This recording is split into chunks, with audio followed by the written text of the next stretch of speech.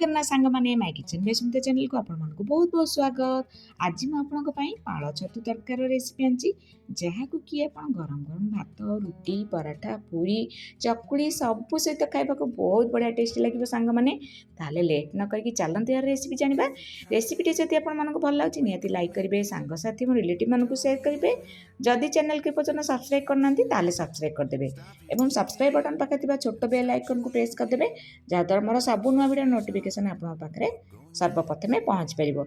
Instagram Facebook रे जदि देखुंत सुमित्रा मिश्र मोर ID like share follow करेंगे। तो ताहले चलते लेट न करी आम ये पाଳ छतु तरकार रेसिपी जानिबा। से पाଳ छतु मुझे आधा किलो नहीं जाइए या भल भाव में बाछि देछि जेमिति कि यार माने मैला अंश गुड़ाक बाहरी जीव। तो भल भाव में बाछि सारा पर यह आम पानी रे 2 पीस करके छुरी काटी देछि आ पानी रे आम बतुरे देछि माने भिजे देछि। तापर ये 1.5 टेबल स्पून हलदी गुंड देछि। हलदी गुंड देकी आम 2 मिनट यह भिजेकी छाड़दबा।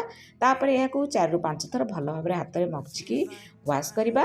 तापर यह चिपुड़ी गोटे बाउल को आम रखा। तो देखो ये आम बाउल चिपुड़ी रखीदे पाଳ छतु को। एबे चलतु आम इंडक्शन में कड़े बसैबा। कड़े गरम हो सारा एथिरे देदेबा 4 टेबल स्पून ऑयल। आमर ऑयल गरम हो सारा एथिरे देदेबा जीरा 1 टेबल स्पून सोरिष 1 टेबल स्पून आ जुआणी मुझे दे देछि हाफ टेबल स्पून। तापर ये दे देछि गोटे खंड माने दालचीनी मझिरु पीस कर दे देछि गोटे तेजपत्र आ गोटे गुजराती दे सारा पर पियाज ये मुझे एड कर देछि। पियाज मुझे 2टी एड कर देछि। तो पियाज को भल भाव में आम ब्राउन कलर है पर्यटन भाजवा। तापर ये 2 टेबल स्पून दे देछि रसुण अदा पेस्ट। तापर आम दे सारा भल भाव में कषा जे पर्यंत यार कंचा स्मेल जाएनी। एबे देखंतु आमर मसला टी कषि गलानी। एथिरे आम पाळ छतु को जो चिपुड़ी रखिथिले एबे एथिरे ऐड कर दबा। तापर भल भाव में या भाजवा जे पर्यंत एरा भल भाव में पाळ छतुटी भाजी न होइछि। एबे एथिरे हळदी गुंड हाफ टेबल स्पून दे दबा देकी भल भाव में एपट सेपट करी गोळेबा। गोळी सारा पर एटा को लीड बंद करिकी आमे कोन करबा या 2 मिनट बसेबा। तो 2 मिनट आमे लीड बंद करके बसे सारा पर तापर आपन को मु लीड बाहर करके देखौछि। देखंतु हमर पानी भल भाव में भिज माने मरी जाइए। ये मु टमाटो को गोटे बड़ साइज टमाटो को मुझे छोट छोट कर काटिकी एड कर देछि। आ लुण टेस्ट हिसाब से दे देछि। आ आलू को मु आगु बॉईल कर रखी 4टी आलू या छोट छोट काटिकी छुरी या एड कर देछि। तो एबे आम या भल भाव में कषा।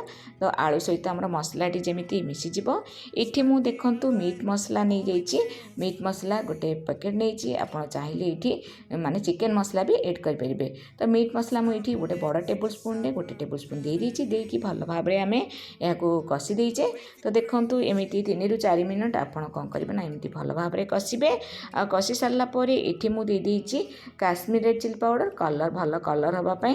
तो दे सारा पर या भल भाव में आम गोलेदबा। यार कौन माने काश्मीर रेड चिली पाउडर देछि भल कलर में आप चाहिए स्किप करेंगे। लीड बंद करी आउ 1 मिनट बसई देछि। लीड बाहर करके एबे आम इथरे गरम पानी ऐड करदबा जेमिति कि हमर छतु भल भाव में टिके सीझीज। तो मुझे 1 ग्लास पानी दे देछि। तो दे सारा पर या भल भाव में आम टिके गोलेदबा। गोले सारा पर या लीड बंद करके आम बसैबा। तो देखंतु लीड बंद करके आम 3 ରୁ 4 मिनट बसई सारा पर देखंतु आमर पानी जेतिकी दरकार मते सेतिकी मु रखिछि।